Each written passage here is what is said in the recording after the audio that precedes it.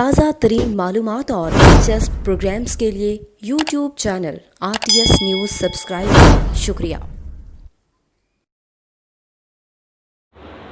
دا एक्सप्रेसवे نه دا موټروي منظور شوی و دیر لپاره د دې اعلان نواز شریف صاحب چې په میډیا باندې اوس هم دغه چلیږي میا نواز شریف د دې اعلان چې کوم دی نو په دیر کې کړی و باقاعده د اعلان کړی لورې ټنل کې چې کوم افتتاح واقع هم کړی و نو زموږ دپاره دا دوه درې خبرې منظور کړې وې چې یو د روډ یې منظور کړی 50 ارب روپۍ د دې منظوري کړې وه او د سویګوس یې دا وعده کړې وه چې انشاءالله سویګس د واړې پورې به زه تاسو ته سویګوس دغه کوم خو هغه چونکې وخت دغه ډېر کم و او دا دغه اخرنۍ دوره وه اخرنۍ دغه د هغه د حکومت د ختمېدو دغه وعده هم کړې وه نو دا جي الریډي دا د مخکې نه منظور سکیم دی د 50 ارب روپۍ منظور شوي دي دا د چک درې نه راواله دیر ته او د دیر نه بیا چترال ته او ګلګت ته دا یو پروګرام و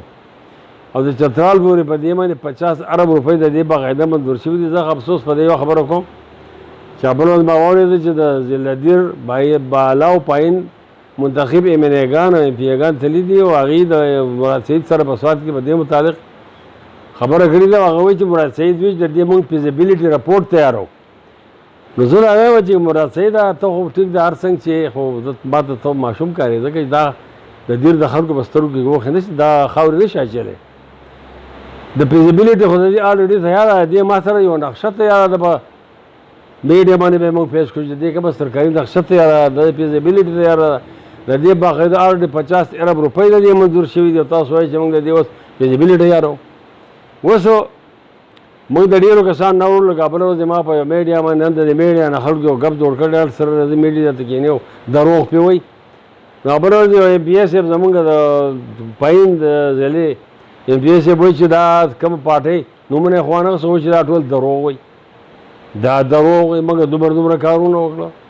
نو زه دغې ورور ته وایم چې موږ دروغ وایو که ستا د لیډر دروغ وایي که ستا د لیډر چېرته رښتیا ویلي او د دنیا نه تپوس وکړي دنیا په دې باندې ګواه ده چې هغه دروغو دغه پالیسي وایي یو ټرن چې کوم دی هغه وایي چې دا د یو ښه لیډر عادات دي نو دروغو ته هغه د یو ښه لیډر نو د هغه تاسو ته مونږ ګناه ځکه نه وایو چې تاسو لیډر دروغو ته ښه کار وایي نو که تاسو دروغ وایي نو خیر دی خو د الله په فضل و کرم باندې مونږ یار نورو پاټو مشران چې څومره زموږ دي هغه جمع اسلامي والا دي که هغه نور مشران دي د پاټو مسلم لیګ والا دي هغه کم از کم دروغ به نه وایي چې څه کړي نو په میدان باندې نو دا خلک اوس راغلي دي قسم خبرې کوي زه یم چې کوم خلک دا خبرې کوي که هغه امنی دی که هغه ایم پي اے دی که هغه مشر دی ما سره دې ډایرکټ چې کوم دی نو معرضه وکړي په دې باندې ما سره بحث وکړي ډایرکټ دې ما سره خبرې وکړي ځکه چې بله ورځ زموږ یو ایم پي اے پکې یو امنی صاحب پکې دا خبره هم کړې ده چې مخکیني امنیګانو څه کړي دي دې موټروی څه پېژانده دا موټروی زما خیال ده ته موږ ته ښې دې نواز شریف چې دې ټول پاکستان کې دا موټروی جوړې کړي دي دا عمران خان جوړې کړي دي دا امنی صاحب ستا په ریکومنډیشن شوي دي چې ته موږ ته موټروی ښایي چې موټروی چا نه پېژانده دا موټروی موږ پېژنو دا موټرویګان موږ جوړې کړي دي دا موټرویګان د الله په فضل باندې زمونږ لیډر او زمونږ مشرانو دا جوړې کړي دي په هغې باندې اوس باغ آمدورب شروع دی نو تاسو که د ایکسپرس خبره کوئ د ایکسپرس وی چې کوم دا نو د دې خو زه دا وضاحت کوم چې دا دې اوس خلکو له یو دوکه ورکوي یو روډ به جوړوي د دیره پورې د ټنل پورې به یو روډ جوړوي او هغې له ایکسپرس دوی نوم ورکوي خو دی وایي چې موږ به سنګل روډ جوړو د سنګل روډ موږ ته پکار نه دی موږ ته که دې جوړوي نو خپل موټروی کوم روډ چې کوم دی هغه دې به حل کړي او که فرض که دې اوس فلحال ایکسپرس وی جوړوي نو ډبل روډ دې موږ ته جوړ کړي ځکه دې باندې باجوړ دیره پر دیرلور چترال اپر چترال لور 15 ضلعې په دې باندې چې کوم دی په دې روډ باندې د 15 ضلعو آمدورب دی نو په دې باندې په سنګل روډ باندې د دې عوامو کار نه شي کېدی بیا که جوړوي نو موږ د ډبل روډ جوړ کړئ خو کم از کم رښتیا دې ووایو په رښتیا دې وکړي انشاءالله الله په فضل و کرم باندې اول خو دا کوم کسان چې موږ دې اسمبلونه لېږلي دي زموږ ذمه دار دي چې دا زموږ په وخت کې کم از کم د نواز شریف چې کومې منصوبې وي کوم سکیمونه هغه رانه نه وړي چېرته او هغه بحال کړي سواد هم زموږ روډ دی سواد په ترقۍ موږ خفه کېږو نه خو د دیر سره چې نه سبا کم سلوک شروع دی دا د بیرې مور نه بلکې د یو دشمن سلوک شروع دی د دیر سره د دشمن نه زیاته کېږي موږ سره دا دشمني نه کوي د دیر کمې منصوبې چې کوم دی هغه دې بحال کړي او که فرض کړه دا منتخب امنیګان او ایم پي اګان پیل شو نو انشاءالله زموږ سره په قوم کې داسې خلک شته زموږ سره په جماعت اسلامي کې تکړه خلک شته، زموږ سره په پیپلز پارټۍ کې تکړه خلک شته، زموږ سره په نورو پارټو کې جمعیت العلما کې تکړه خلک شته. د ټولو پارټو کارکنانو مشران به انشاءالله موږ د دې خلاف سخت احتجاج کوو او چکدره باندې چې کوم دی به موږ درد ورکوو او دا روډ به بلاک کوو د هغه پورې چې موږ ته په دې روډ باندې شروع نه شي. په دې یوه خبره باندې زه ډېر افسوس کوم چې کله په دغه موټروی باندې زه راځم زه ګورم نو د دیر نوم پرې نشته، سوات موټروی د دیر هغې ټکټ کړی دی، نو د دیر خو دې نوم هم د ګواره کوي چې ویې لیکي او د چکدرې دا نوم یې چې لیکلی دی نو دا مجبوراً د دې چکدرې نه علاوه د دې دا موټروی سوات ته په بله لار تللی نه شوه، دا چکدرې پکې مجبوراً لیکل دی، که نه کېدی شي دا چکدرې نوم هم په دې ښه نه لګي. مهرباني دې وکړي که دا ونه کړي انشاءالله د دې جماعت اسلامي والا هر پارټي کانفرنس غوښتلی وه، په هغې کې موږ وعده کړې وه چې موږ به د دې خلاف راوځو دغه به کوو. خو بیا زه نه پوهېږم چې عنایت الله صاحب د حکومت په اعتماد کې اخیستي وو، دوکې یې ورسره وکړه، په اعتماد کې اخیستي وو چې دا کار موږ کړی دی، کوو دې هغه خاموشه شوي. دا تپوس به زه د هغې نه انشاءالله کوم، او اوس هغې په دې خبره باندې خو ما ته دا ښکاري چې دوکه به یې ورکړې چې دا کار موږ کوو نه کوو. انشاءالله د دې به موږ ښه سخت په زور احتجاج کوو.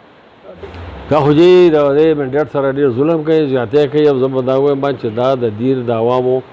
د دغه منډیټ توهین کېږي لګیا دی. په دې باندې موږ ډېر زیات خفه یو او زه دغه امینګان چې کوم دي نو هغې باندې زه افسوس د هغو په حال کوم چې هغه د دې خپل قوم دپاره تشه خبره هم نشي کولی، دومره به د خپلو ممبرو باندې هېرېږي. د حکومتونه خو موږ هم کړي چې زه هم پې پاتې یم، خو ما او د موږ وخت کې د الله په فضل و کرم باندې په دې صوبه کې د دې موجوده حکومت نه د عمران خان د حکومت نه مضبوط منډیټ و، زیات ممبران د یو ممبر 200 ضرورت هم نه راته، خو ما چې کم از کم کومه خبره په وخت کې کړله ما په احتجاج کړی دی، هغه زما سره چې منسټر منل ده او په ملت باندې زه رضا کړی یم او زما خبرې منلی شوي دي، نو دا د دوی کمزوري ده او دوی د کمزوري ځان راوباسي. دا بالکل د منډیټ توهین دی. د ټول نه مخکې خو زه د جمیل روغاني صاحب او د ګل حسین بھائی ستاسو شکریا ادا کوم چې موږ له وخت راکړو. ملک صاحب خبرې وکړې او چې کوم ځای کې وي اوبه وي نو هلته تیموم ته ضرورت نه وي، نو ملک صاحب چې هغه څومره خبرې وي هغه ستاسو مخې ته کېښودې، خو زه خو زما خپل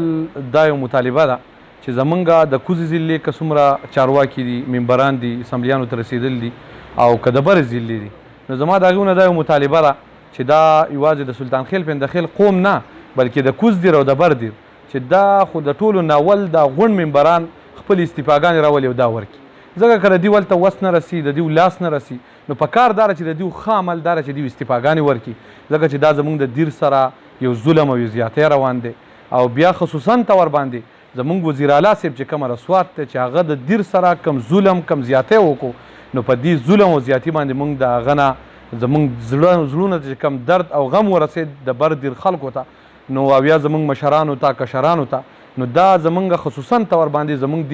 د سوات وزیر اعلی د لاسه دا دومره غم او درد ورسېد. نو زما د خپلو د دې ممبرانو نه دا یو مطالبه ده چې دوی دې خپل استعفاګانې راولي او هغه استعفاګانې دې پیش کړي، دا قوم به ویني چې د قوم دپاره دغه ممبران چې کومه اعلی چارواکو او کوم اعلی کرسو ته رسېدلي خلک وو هغوی خپل استعفاګانې راواغستې هغه یې پیش کړي، نو دوی زمونږ د قوم دپاره یې قرباني ورکړه. خو زه دا بیا دا خبره ستاسو په ذهن کې راولمه چې زموږ څومره اعلی چارواکي دي، امینګان دي، امپیاګان دي، هغوی ته دا پکار ده، دا زموږ د دیر دپاره د یو شرم خبره ده چې د سوات یو وزیر اعلی راپاسي او هغه زموږ د دیر سره داسې ظلم او زیاتی کوي، نو په هغې دیو له پکار ده چې دیو راپاسي او په دې باندې استعفاګانې خپلې پیش کړي، او که دغه ونه شوه نو انشاءالله چې کومه ډیټ مقرر شوی د زمونږ د سلطان خیل پندخیل مشرانو یا د دیر او د کوز دیر کم مشرانو کم ډیټ ورکړی دی هغې باندې به انشاءالله موږ راغونډېږو چکدرې ته، او په چکدره کې به انشاءالله موږ د دې خپل دا کومه موټروی چې په تېر حکومت کې منظوره شوې وه او د هغې دپاره پیسې هم ایښودی شوې او نو هغې دپاره به انشاءالله موږ ټول دا مشران کشران وځو او دغه خپل حق چې دی دا په زور باندې انشاءالله د خپلې ضلعې ته راوړو انشاءالله. ډېره مهرباني، ډېره مننه.